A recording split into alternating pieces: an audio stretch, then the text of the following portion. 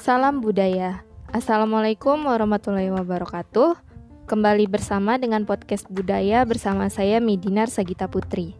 Kali ini podcast budaya akan membahas salah satu seni kebudayaan yang berasal dari DKI Jakarta.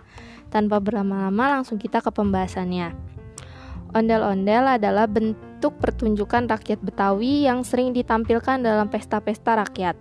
Tampaknya ondel-ondel memerankan leluhur atau nenek moyang yang senantiasa menjaga anak cucunya atau penduduk suatu desa. Nah, ondel-ondel sendiri merupakan boneka besar, tingginya sekitar 2,5 meter dengan garis tengah kurang lebih 80 cm. Ondel-ondel dibuat dari anyaman bambu yang disiapkan begitu rupa sehingga mudah dipikul dari dalam. Bagian wajah berupa topeng atau kedok dengan rambut kepala dibuat dari ijuk. Wajah ondel-ondel sendiri yang laki-laki biasanya dicat dengan warna merah, sedangkan yang perempuan dicat dengan warna putih. Nah, ada beberapa versi berbeda mengenai asal-usul ondel-ondel itu sendiri. Namun belum ada informasi secara pasti siapa pencipta dan kapan diciptakannya. Nah, melansir dari laman Kemendikbud, secara historis, ondel-ondel sudah ada sebelum 1600 Masehi. Penjelasan ini ditulis oleh pedagang yang berasal dari Inggris bernama W. Scott dalam buku perjalanannya.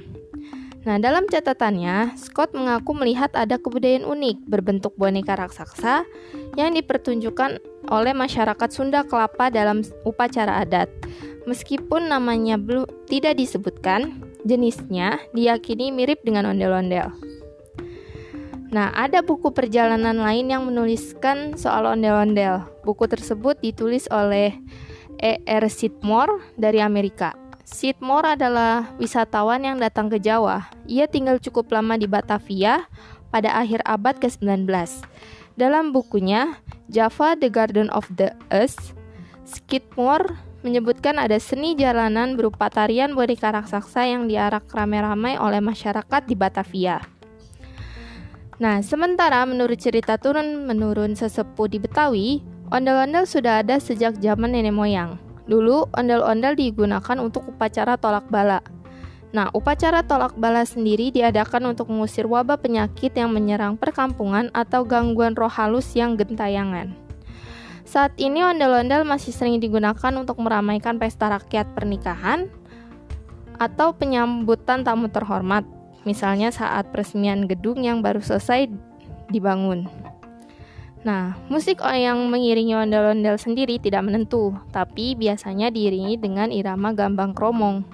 Ada juga yang diiringi dengan tanjidor, seperti sanggar ondel-ondel pimpinan Gejen, Kampung Setu. Yang ada juga yang diiringi oleh pencak Betawi, yaitu sanggar Beringin Sakti di bawah pimpinan Duloh.